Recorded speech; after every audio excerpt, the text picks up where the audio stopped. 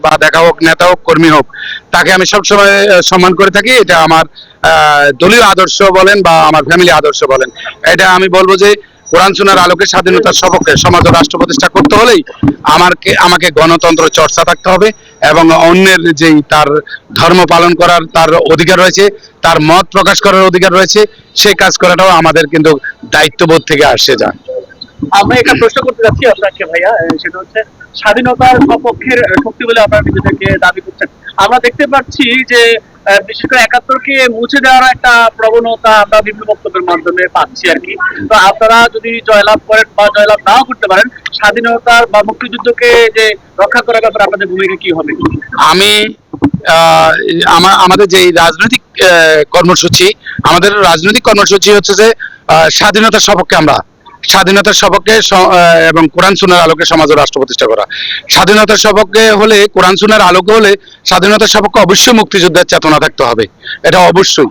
আর কোরআন সুন্নাহর আলোকে সমাজ ও রাষ্ট্র প্রতিষ্ঠাটা করতে হলেই সবার যার দলের এবং তার ধর্মের এবং তার মতের অধিকার রয়েছে সেগুলোকে প্রাধান্য দেওয়া।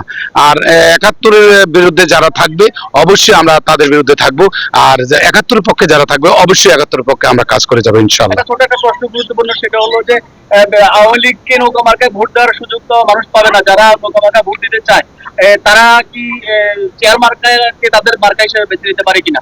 আমি সেটা বলবো না, আমি ওইটাই বলবো শুধু আওয়ামী লীগ নয়, সারা বাংলাদেশের যে নাগরিকরা রয়েছে, আমাদের বিশেষ করে লাকসা মনোরগঞ্জে যারা ভোটার রয়েছে, ওনাদের উদ্দেশ্যে আমি বলবো যে স্বাধীনতার সপক্ষে কোরআন সুন্নাহর আলোকে সমাজ ও রাষ্ট্র প্রতিষ্ঠা হলেই সবাই নিরাপদ থাকবে, প্রতিহিংসার রাজনীতি থাকবে না।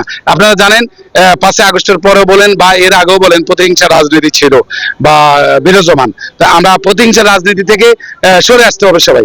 যদি সরে আসতে হয় তাহলে অবশ্যই চেয়ার মার্কায় ভোট দিতে হবে। আপনি বিএনপি বলেন, আওয়ামী লীগ বলেন, জামাত ইসলাম বলেন বা জাতীয় পার্টি বলেন, সবাই যদি গণতন্ত্র বিশ্বাস করে, স্বাধীনতা বিশ্বাস করে এবং কোরআন সুন্নাহর আলোকে সমাজ ও রাষ্ট্র প্রতিষ্ঠা করতে চায়, অবশ্যই চেয়ার প্রতীকে তারা ভোট দিবে। অগ্রযাত্রা প্রতিদিন নির্ভীক প্রত্যয়ে উজ্জীবিত।